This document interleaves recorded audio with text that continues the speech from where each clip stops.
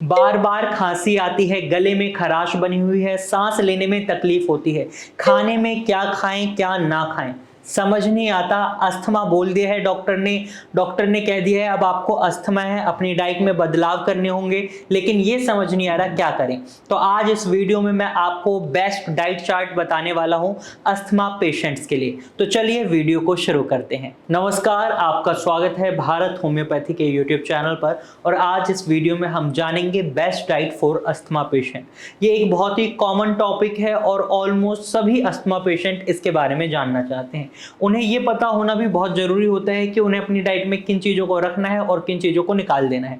क्योंकि अगर हम एक ओवरऑल फुल डे डाइट की बात करें या एक अस्थमा पेशेंट के लिए बेस्ट डाइट की बात करें तो ये उन्हें पता होनी इसलिए जरूरी है क्योंकि अगर हम पेशेंट के ट्रीटमेंट की बात करें तो ट्रीटमेंट डॉक्टर पर डिपेंडेंट हो जाता है, या उसका लाइफस्टाइल हो और डाइट हो वो उस पर ही डिपेंडेंट होती है। यानी पेशेंट अपनी डाइट में बदलाव कर कर अपने अस्थमा को थोड़ा जल्दी ठीक कर सकते हैं, इसलिए अस्थमा पेशेंट को डाइट के बारे में पता होना बहुत जरूरी होता है। चलिए जानते हैं best diet for asthma patient.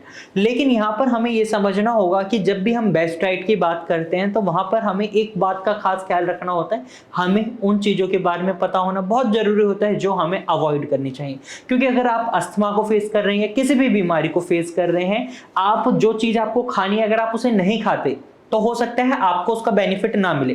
लेकिन अगर आप कोई ऐसी चीज खाते हैं जो आपकी बीमारी को बढ़ा दे तो वो आपके लिए बहुत गलत हो जाता है। तो इसीलिए अवॉइड कौन सी चीजें करनी वो पता होना पहले जरूरी होता है। तो सबसे पहले आपको अगर अस्थमा है तो आपको रिफाइंड फ्लोर्स को अवॉइड करना है, चाहे वो रिफाइंड शुगर हो या आपका व्हाइट फ्लोर हो। इन चीजों को आपको अवॉइड करना है, ये आपके पेट में कॉन्स्टिपेशन भी बना सकते हैं और आपके अस्थमा को भी एग्रीवेट कर सकते हैं। नंबर 2 चीज जो आपको अवॉइड करनी है वो है ओवरली स्वीटेंड डेजर्ट, यानी आपका केक हो गया, पेस्ट्रीज हो गई जिनमें बहुत ज्यादा मीठा होता है, कोक हो गई, कोल्ड ड्रिंक्स हो गए, सोडा हो गए। तो ये इस तरीके की चीजें हैं जिनके अंदर बहुत ज्यादा मीठा होता है, मिठाइयां हो गई, तो इन्हें आपको अवॉइड करना है अगर आप अस्थमा को फेस कर रहे हैं।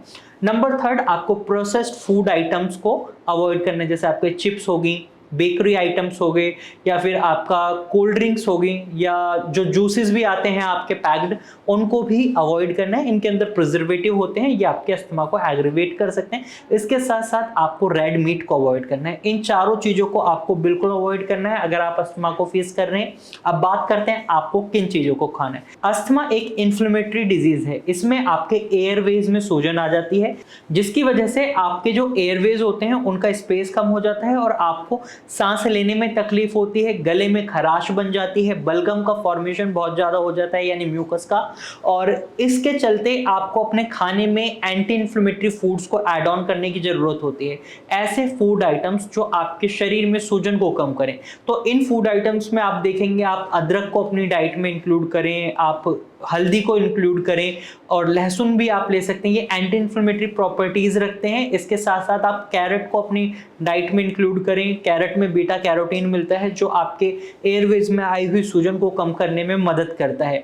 साथ ही आप हरी पत्तेदार सब्जियों में पालक को जरूर अपनी डाइट में इंक्लूड करें, इसमें आयरन भी मिलता है, ओमेगा 3 फैटी एसिड भी मिलता है, और साथ ही साथ इसमें आपको वो सारी जरूरी चीजें मिलती हैं जो आपके अस्थमा को ठीक करने में आपकी मदद करती हैं। और वहीं फलों की बात करें तो इसमें आप पपीता, जामुन, सेब और अनार ये फल ले सकते हैं, इनमें आपको विटामिन सी भी मिलता है और साथ ही साथ ये आपके एयरवेज में आई हुई सूजन को कम करने में बहुत अच्छी मदद करते हैं। सब्जियों में आप कोशिश करें ऐसी सब्जियां खाएं जो इजी टू डाइजेस्ट होती हैं, जैसे आपका तोरई, परवल, घिया, कद्दू, करेला, फूल गोभी, इस तरीके की सब्जियों को इंक्लूड करें जो इजी टू डाइजेस्ट हैं और शरीर में सूजन आने से आपको बचाती हैं। और हरी सब्जियों को जरूर इंक्लूड करें, फ्रेश फ्रूट्स एंड वेजिटेबल्स को इंक्लूड करें। दालों की बात करें तो आप अरहर की दाल, मसूर की दाल, मूंग की दाल को ले सकते हैं, इनमें प्रोटीन की मात्रा भी अच्छी होती है, इजी टू डाइजेस्ट होती हैं। इसके साथ साथ डाइट में आप इन चीजों का ख्याल रखेंगे तो आप अपने अस्थमा को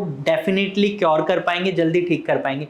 वहीं आपको एसिड रिफ्लक्स का भी ध्यान रखना होता है। एसिड रिफ्लक्स बेसिकली एक टर्म है जब आपका खाना अच्छे से डाइजेस्ट नहीं हो पाता या आपके खाने में एसिड की मात्रा ज्यादा होती है, तो ये आपके फूड पाइप पर वापस आने लग जाता है, यानी रिवर्स पैटर्न करता है, और इसकी वजह से आपको खट्टी मीठी डकारें आती हैं, आपका खाना भी कई बार बाहर आने लग जाता है और इससे जो आपके एयरवेज में सूजन होती है उसमें और दिक्कत बन सकती है, इरिटेशन बन सकती है और आपका अस्थमा और ज़्यादा एग्रीवेट हो सकता है। तो इस चीज़ को समझिए और इस तरीके से आप अपने अस्थमा को मैनेज कर सकते हैं। ये बेस्ट डाइट आप अपनी फॉलो कर सकते हैं। डॉक्टर की सलाह जरूर लें, क्योंकि बिना डॉक्टर की सलाह के आप अपनी डाइट्स में चेंजेस करते हैं तो यहाँ आप गलत हो सकते हैं, क्योंकि diet patient to patient vary करती है और ट्रीटमेंट पैथी पर भी मैटर करता है। अगर आप एलोपैथिक ट्रीटमेंट ले रहे हैं तो वहाँ आपकी डाइट अलग हो जाएगी, आप होम्योपैथिक ट्रीटमेंट ले रहे हैं वहाँ डाइट अलग हो जाएगी, आयुर्वेदिक ट्रीटमेंट ले रहे हैं वहाँ डाइट अलग हो जाएगी।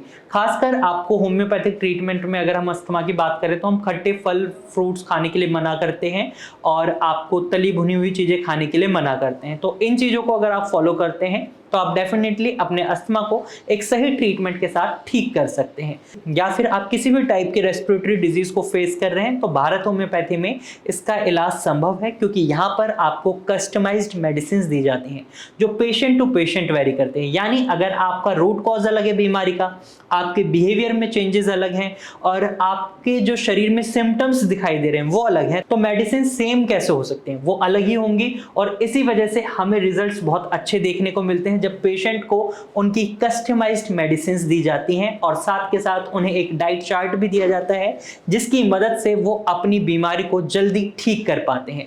अगर आप भी भारत होम्योपैथी से ट्रीटमेंट लेना चाहते हैं तो आप स्क्रीन पर दिए गए नंबर पर कॉल कर सकते हैं और भारत होम्योपैथी की डॉक्टर की टीम से कंसल्ट कर सकते हैं।